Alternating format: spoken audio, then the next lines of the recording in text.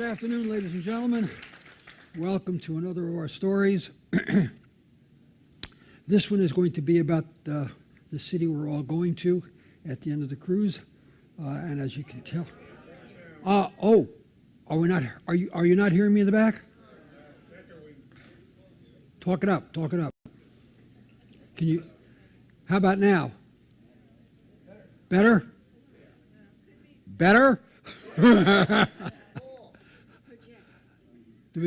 Do we have it now? Okay. If you still can't hear, raise your hand. Oh, well, you don't count. Okay. We're talking about London, and as you can see, obviously, it is a very British city. And I am reminded of a story, which isn't true, of course, but sort of fits into this concept of the slight difference between we two peoples, the Americans and the British, who are separated by a common language. And the story goes that this Englishman who's spent some time in the United States is heading home, and he says to his friends, tell me an American joke so that I can try to explain American humor back in England. And so this fellow he's talking to says, all right, a young girl is sitting by the side of the road, and a bicyclist, a man walking, and a man on horseback go past her. Which one did she know? I don't have any idea. She says, well, the horse manure. Oh, but goes back to England, and his friends at the club ask him the first night, do you know any American humor? Well, I heard this one story. This young woman is sitting by the side of the road, and an equestrian, a pedestrian, and a cyclist go past. With whom was she acquainted? What's the answer? Well, the answer is horseshit, but I don't know why. And with that, we're going to talk about London. Really? Okay, can you turn the sound up? Okay. No better? Well, I'll just have to speak louder. London was a Mesolithic village about 3000 BC. We don't know the name, but we know it was there. The Romans invaded Britain in 54 BC, led, of course, by Julius Caesar, and they conquered Britain, and they made what they found now to be a Copper Age town into the town of Londinium. We don't know where that word comes from. We do not know the origin of the word London. But in the fighting that followed, the British Queen Boudica, burned that town to the ground in 61 BC. No, sorry, in 61 AD. In 61 AD. But the Romans rebuilt it. By 100 AD, they had established it as the capital of Roman Britannia, and its population grew to about 60,000 people. Rome was there until 400 AD. And then the Romans left. The population of London plummeted. In 851 AD, and then again in 888 AD, Danish Vikings swept into England. They conquered an area north of London, which they named the Danelaw. But Albert the Great managed to reestablish the town of London, not as the capital, but as a working town at about the same time. In 1066, Edward the Confessor, who had been the king of Saxon England for 31 years, died on the 6th of January, and he had just finished construction on the first Westminster Abbey. He had finished it just in time for him to be buried there.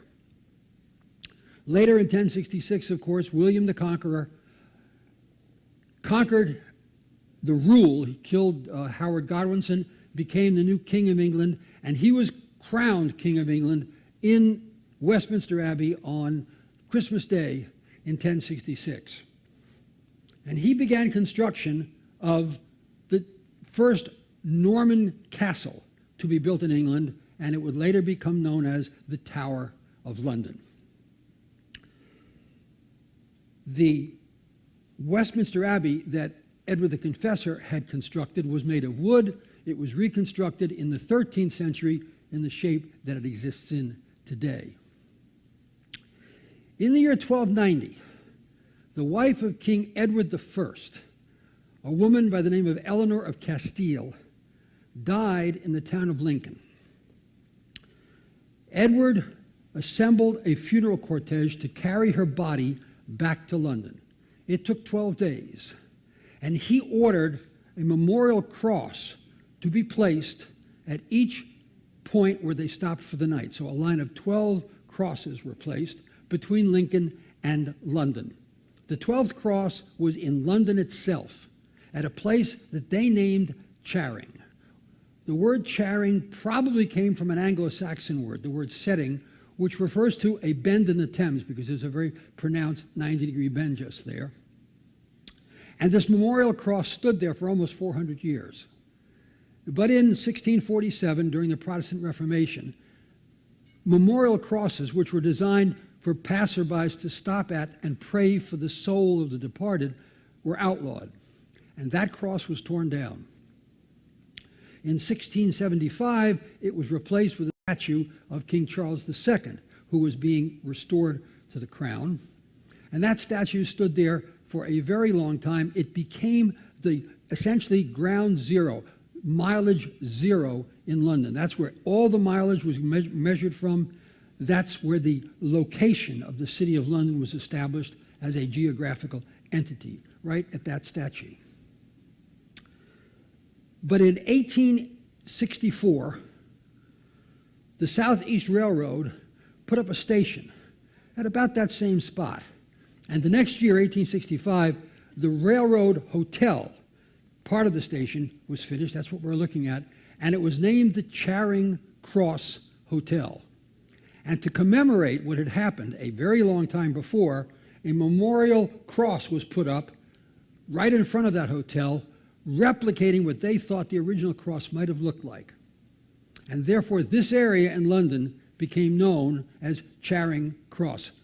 There was once a cross. It may have been here, but whether it was there or not, this is the basis for the naming of this part of London, going all the way back to 1290. The Tower of London itself is fascinating because it's the first stone Norman castle, far from the last. It was specifically aligned looking down on London with its strongest fortifications facing the city, which was still largely Saxon, and the castle was essentially a Norman castle, and first William and then his son William Rufus were clearly establishing the relationship between the rulers and the ruled. In 1483, Edward IV died, and he left behind two sons. These two boys, Edward and Richard, 12 and 10, too young to rule, and so a regent was nominated to rule in their stead until they were old enough, until Edward was old enough to take the crown. The man who was named was their uncle, Richard, the Duke of Gloucester. He was not a nice man. Within a relatively short period of time after the death of their father, Richard convened a group of his supporters who established that these two boys were both illegitimate. And the next day, Richard had himself declared King of England, Richard III. That was on the 25th of June, 1483. The boys were still living in the tower, which had now become not their guardian, but their prison. And they were seen publicly until the middle of August, 1483, and then never again. Clearly, Richard had them murdered there. Their bodies were cleverly hidden or disposed of, and they've never been seen since. In 1509, Henry VIII was King of England. He was just the second Tudor king. His father, Henry VII, had started the line. Henry VIII was very much consumed with the desire to ensure that the Tudor line continued, and for that he needed an heir, a male heir. It is not required under English law that a monarch be a male. Primogeniture was the basis, which stated the eldest, but if the eldest was not a boy, and there was a boy, he would be passed ahead of his sister to take the throne. Males were always more secure as rulers than females, and so Henry wanted a male heir. And in 1509, he married a Spanish princess, Catherine of Aragon. This is Catherine of Aragon. She gave him 6 children. Unfortunately, only one of them lived beyond the age of 2 months, and that one was a girl who was named Mary. And so by 1526, Henry was very uneasy. Catherine was getting older. He didn't think she'd have any more children. She hadn't seemed able to give him the son he needed, but he was still virile and ready. And he essentially always had a wandering eye, but now not just for a pretty face, but for a woman who might just be a desirable queen for him. And his gaze fell upon a lady in waiting to his Queen Catherine. Her name was Anne Boleyn. She was the younger sister of Mary Boleyn, which actually was one of Henry's mistresses. But she made it very clear to him that she would not be a mistress. She might consider being a wife, not a mistress. Her father, Thomas Boleyn, was a relatively minor aristocrat, but who saw in her an opportunity to greatly improve his situation in life. And so he strongly supported the idea that she could become Henry VIII's next queen. And so Henry applied to the Pope for an annulment, which was a little presumptuous. Catherine, after all, had given him 6 children. Nonetheless, he thought he could get away with it. He couldn't. The Pope refused the annulment. But in the winter of 1532, he and Anne married secretly anyway. By January, it was clear she was pregnant. On the 25th of January, 1533, he married Anne Boleyn. The Pope excommunicated him. Henry responded by taking England out of the Catholic Church and establishing the Church of England instead, with him as the ruler. This was not well received, at least by some. Henry made it very clear that he was the head of the Church of England. This was his desire. Anyone who opposed it was committing treason. Nonetheless, among others, Sir Thomas More publicly spoke out against it. That didn't serve him well because in 1536, he was sentenced to be executed. Executions generally were held at the Tower of London, not inside the tower, but on the hillside facing down toward the city, what was known as Tower Hill. And on his execution day, that's where he was taken. When he stood at the base of the scaffold, he turned to the officer there and he said, "Lieutenant, I would have you see me up to the scaffold. I can get myself down." And when he laid his head on the block, he said, "My beard has done the king no offense," and he arranged it so that his beard would not be cut by the axe, but it fell. On the 1st of June, Anne Boleyn was crowned Queen of England. And on the 7th of September, she gave birth to the child she had been carrying, a fine, healthy girl. They named her Elizabeth. She had 3 more pregnancies, all of them miscarriages. By 1536, Henry was looking again, this time at Lady Jane Seymour. And so Anne was accused of a series of high crimes, most of which were rigged, and she was tried in front of a council on charges of incest, adultery, and witchcraft, which was not surprising because the law in those days was not an engine of justice, it was an arm of power.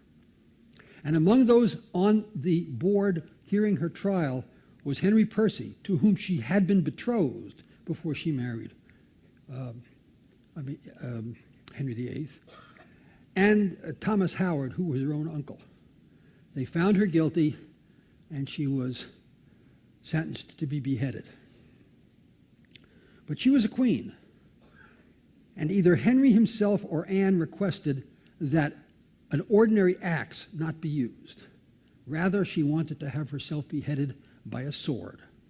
And so Henry sent to France, where that was a standard, to the town of St. Omer, where there was a very well-regarded swordsman, to have him brought. And he was. And on the 19th of May, Anne Boleyn was taken to a platform which had been laid out inside the tower in front of what we now call the Waterloo Barracks. She is one of only 7 people to actually be executed inside the Tower of London. Almost all the executions were carried out on Tower Hill.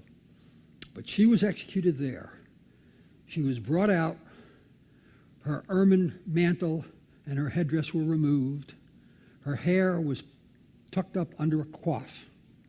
She was blindfolded by one of her ladies-in-waiting. And then, because it was the French style, she kneeled on the ground, and the headsman beheaded her in a single stroke. Henry would have 4 more wives. He'd have a son who lived only until he was 14, and he only beheaded 1 more of his wives. In any case, the Tower of London was a unique, not only stronghold for the lords, but later a prison. It served a variety of purposes. Elizabeth became queen upon the death of her older sister. Her sister Mary, who had been the daughter of Catherine of Aragon, became queen in 1555. She only lived for 3 years, but she was a Catholic. She'd been raised Catholic, and in attempting to reinstate Catholicism in England, she had engineered a number of beheadings, and therefore was known as became known as Bloody Mary. She died in 1588. Elizabeth became queen. She actually turned England from a relatively minor country into the beginnings of a great power. She died in 1603. Of course, she never married, so she had no heir. The individual assigned to be the king after her was James VI of Scotland. He was the son of Elizabeth's first cousin, Mary, Queen of Scots, whom Elizabeth had beheaded in 1587. James became king in 1603. But there were a group of relatively well-placed Catholic nobles who still believed that they could reinstate Catholicism in England. And so, led by a man by the name of Robert Catesby, there on the right, they plotted to destroy Parliament on its opening day in 1605. What they were going to do was bring a large quantity of explosive, in those days gunpowder, into the basement under the hall where Parliament met, and at the opening of Parliament, when all the members were there, they would detonate this, level the hall, kill all the members of Parliament, and that would begin a revolution which would lead to a daughter of James, also named Elizabeth, but a Catholic, being placed on the throne as a new Catholic monarch, instituting a new Catholic rule. On the 26th of October, the 4th Earl of Monteagles, a man by the name of Thomas Hudson, received an anonymous letter which told him of the parliamentary plot. This will be a terrible blow to Parliament.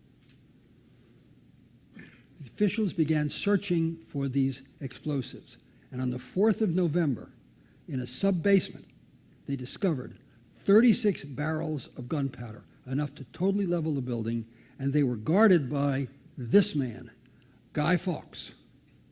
He gave up the rest of the conspirators, and on the 31st of January, 1606, all of them were hanged, drawn, and quartered.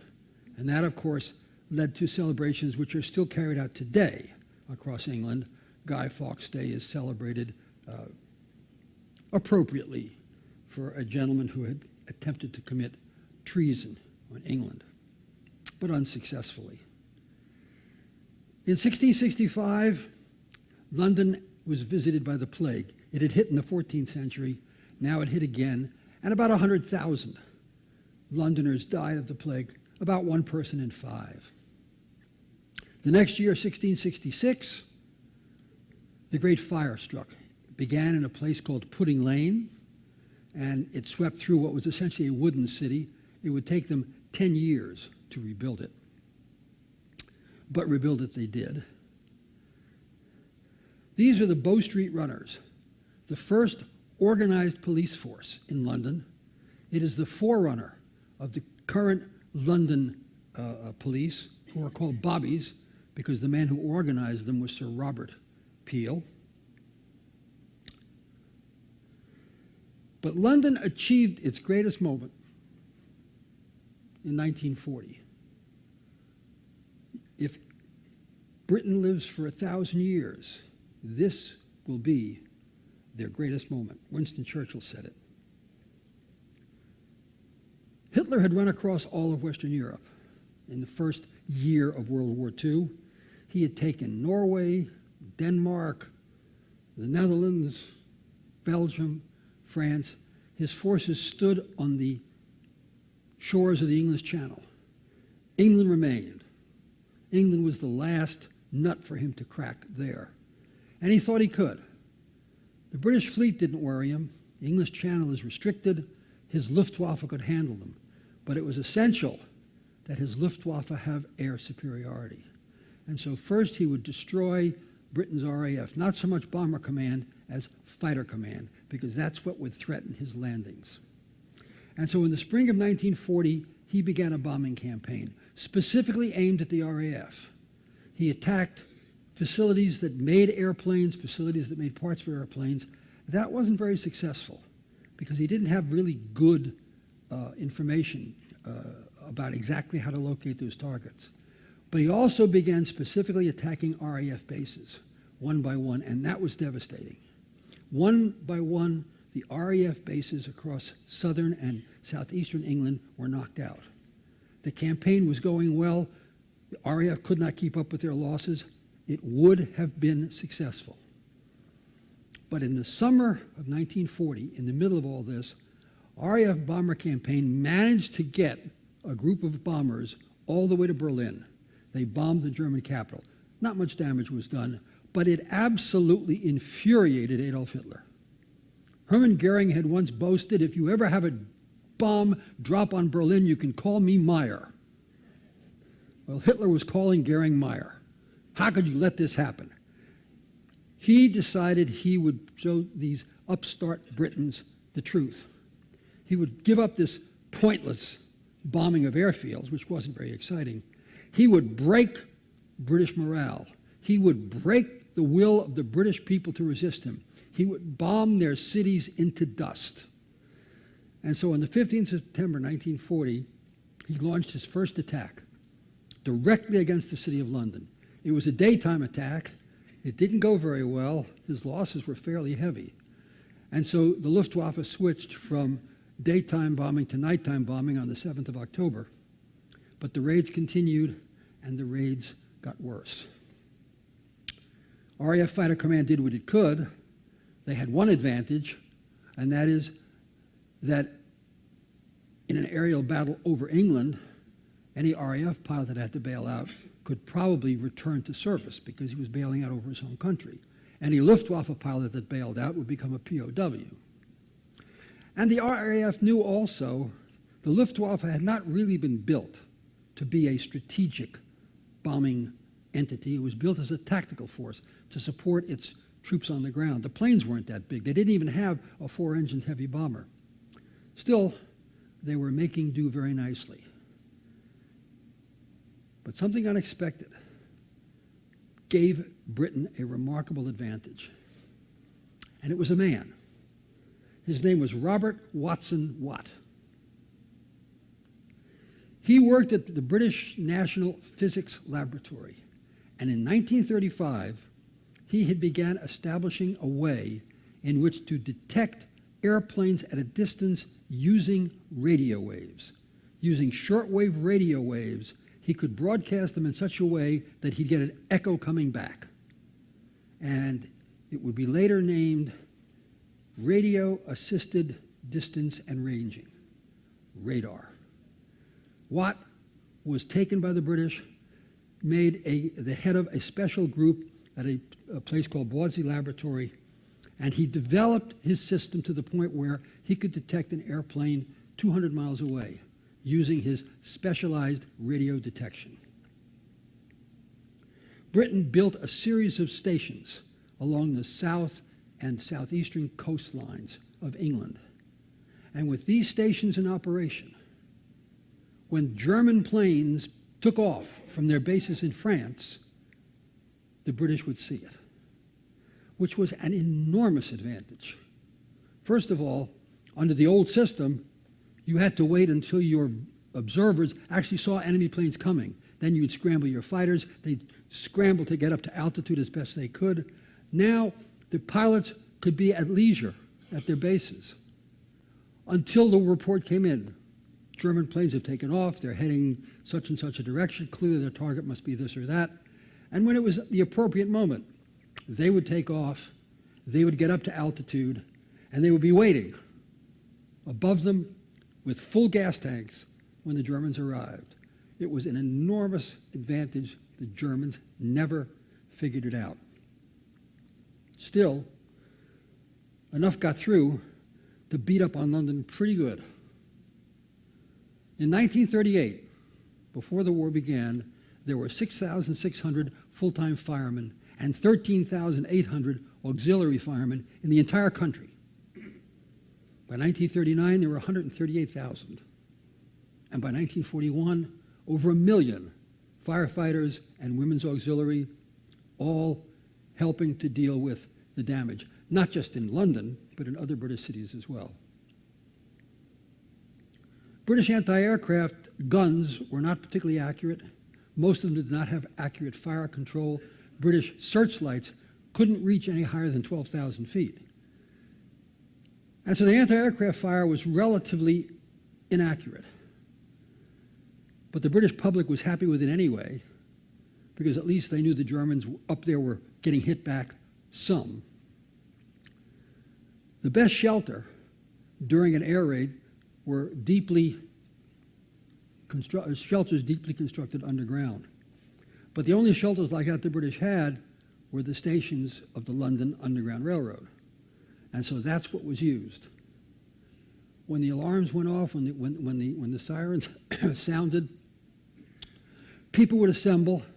These shelters opened at 4 p.m., and the people in them spent the night. But only about 4% of the population of London used those shelters. Another 9% used surface shelters that had been prepared by the government, the basement of large buildings, that sort of thing. 27% of the population of London had personal shelters they had dug in their own gardens, in the basements of their own homes. And 60% of the Londoners just simply sat at home and kept their fingers crossed.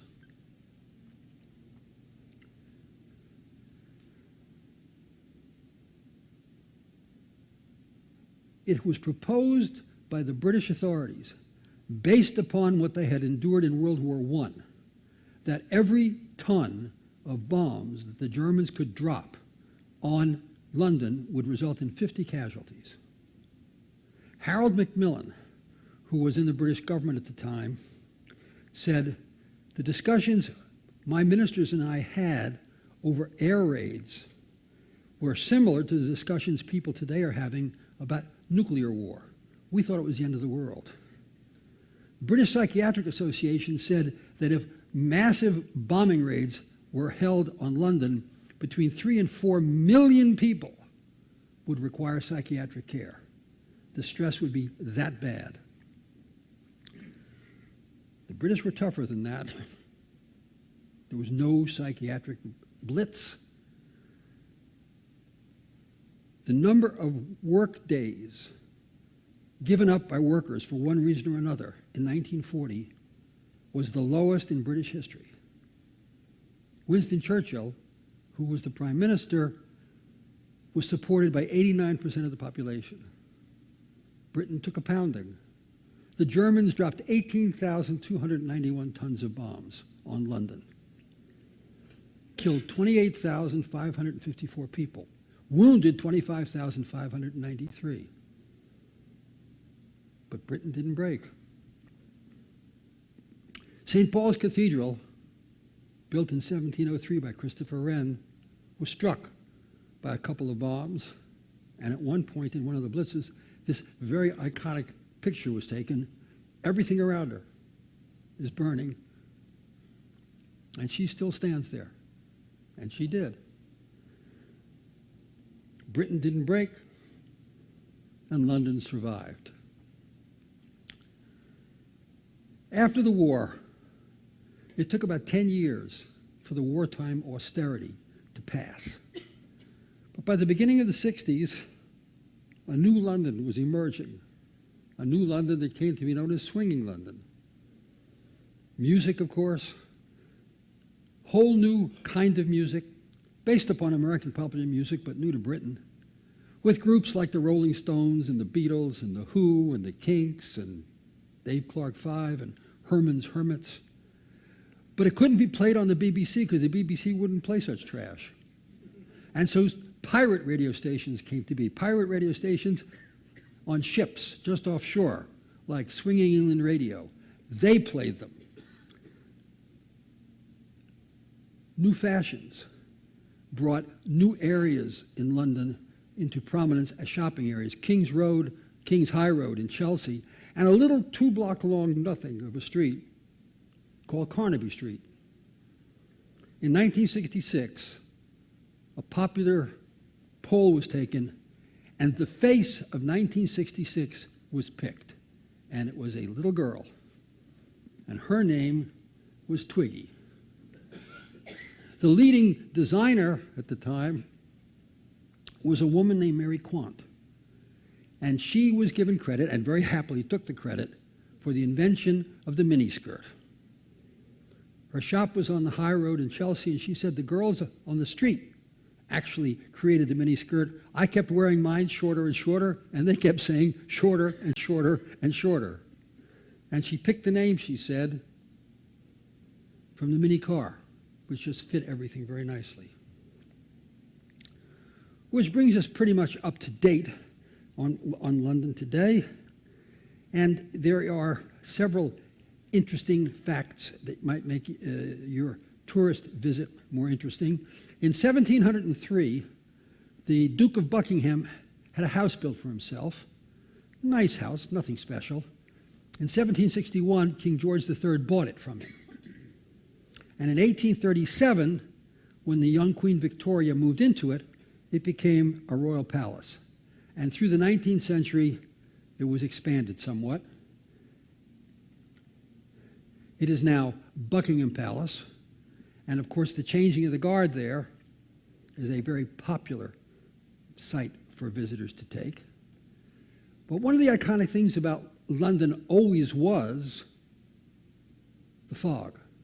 This remarkable pea soup fog that would sweep across London from time to time. It's called pea soup fog because although it's dense, almost impossible to see through, it comes in different colors. Sometimes it's green, sometimes it's yellow, sometimes it's black. And it was assumed that this was an innate quality of the city of London. This was sort of like the weather. As a matter of fact, Charles Dickens in Bleak House, a book he published in 1858, has a passage in there where one of his characters, a young woman named Esther, says to a young man, "Is there a great fire somewhere? There's such thick thick brown smoke in the streets that you can't see a thing." "Oh no, miss," the young man replies. "That's just what we call a London particular, a fog." Well, it turns out it's not a London particular and it's not a fog. It's smog, because literally millions of homes plus businesses all burned soft coal for heating and for power as well. Soft coal which produced lots of smoke. Smoke which would mix with the natural mists of the Thames Valley, which would mix with things like nitrogen dioxide and sulfur dioxide, which are industrial emissions, and produce this dreadful, dense, opaque, and choking smog. Vulnerable people can be made very sick by this. Indeed, it can be fatal. In December of 1952, starting on the 5th of December and lasting for 5 days, they had the Great Smog, the worst episode of London fog in memory. 12,000 people died. Heart disease, asthma, whatever. In 1956, a clean air law was passed, the first of a number, but it may not be perfect. As recently as last April, the London government was still announcing that because things are not all that good today, people with heart trouble, people with asthma should stay indoors. So the mystery, the memory of those wonderful fogs from the Sherlock Holmes stories still hangs around. You can visit Buckingham Palace if you want.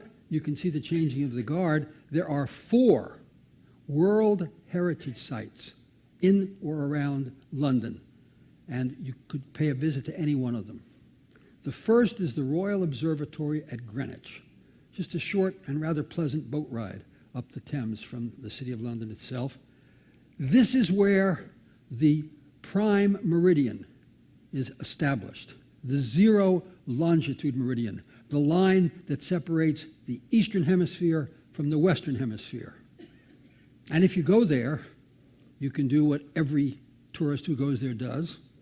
You can do what I did, which is you can go and you can very carefully stand with 1 foot in the Eastern Hemisphere and 1 foot in the West.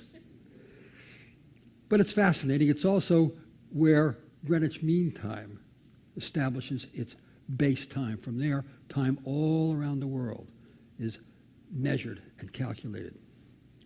The second World Heritage Site are Kew Gardens. The third World Heritage Site, of course, is Westminster Abbey. This is the one that was finished in the 13th century. This is where royals are crowned, where they are married, and where they are buried. Still the same as it was all those centuries ago, and worthy of a visit. And the fourth thing, of course, is the Tower of London itself, surrounded by a city now, and of course by a very famous bridge, which is not London Bridge. That's Tower Bridge, and it's called Tower Bridge because it's located right at the tower. And the tower has one other interesting aspect to it, and it's somewhat magical. Some of you know that in Gibraltar they have the Barbary apes, and the legend is that Gibraltar will be British unless the apes leave. Winston Churchill actually saw to it that the apes were fed enough through World War II that they wouldn't leave. Well, the Tower of London has ravens. The same concept. The ravens are given free run of the place, and the legend is the same. London will be British, and British will be free as long as there are ravens in the Tower of London. I suppose the last thing to mention is a clock. A clock at the north end of what are now the Houses of Parliament. That's Westminster. It was originally Westminster Palace. That clock was put up in 1858. And when it was, the bell in that clock had a name, as all big bells tended to do in those days. And the name of that bell was Big Ben. And today, of course, Big Ben is not just the bell. Big Ben is the bell, it's the clock, it's the tower, it's all of it put together. It's a symbol of England. It has changed its name. It's now the Elizabeth Tower. The Elizabeth Tower, not to me, but thank you. But one last clue, one last tip, let's put it that way. If you do want to have the best view over all of London today, there are various places you might go. The London Eye, which is the great Ferris wheel, is one. But the best view of London is in that building, which is the Shard. 72 stories. It's the highest building in all of Europe. And on the very top, there is an observation platform, an observation deck, from which you can see all of London and all the way to the sea and very far inland in all directions. And from there, this vast city, by the way, London was the largest city in the world in terms of population until 1920, when some American upstart passed it. And it is no longer the largest city in the world, but it's still a very big, very complex, fascinating city. And you see it all from the Shard. In a moment, we'll be able to take some questions. Let me just mention in passing that we have one full library left in the apropos shop. That is to say, a collection of all 16 of our albums packaged together. Just one. And a few spare albums as well, with various titles. I have some handouts up on the pulpit there if you're interested. Stop by after the talk. This is the last talk on this series, so let me just say, any questions about anything that we've discussed in any of our talks, including today, this is the moment. So let me know. I didn't do that good a job. Somebody has to have a question. Ma'am. The Shard, quite recently, I don't know the year, but it's a very new building. There are several fascinating buildings in London with very imaginative shapes. The Shard is called the Shard because from a distance it looks like a piece of broken glass. And Kew Gardens, does Kew Garden have another name? No. Kew Gardens is Kew Gardens. Sir. I've heard the term London City and then City of London. Ah. Two different.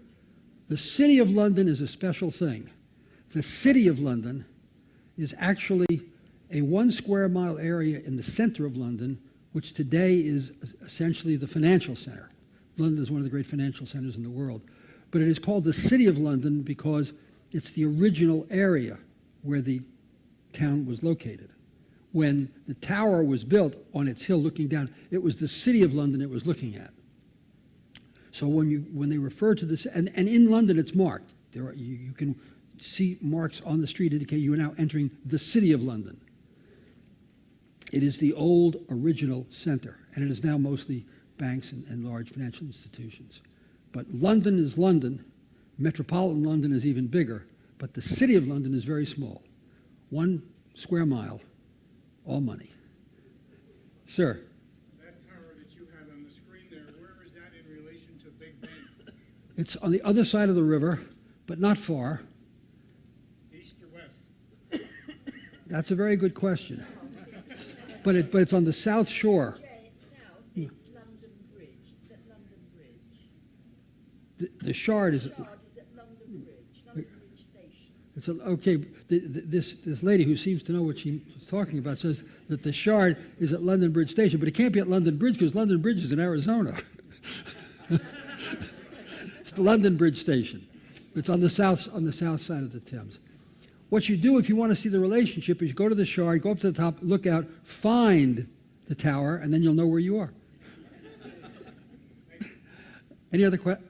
Sir? How potential to flood the city? Oh, what are the potentials for flood? Very good question. The Thames is a relatively benign river.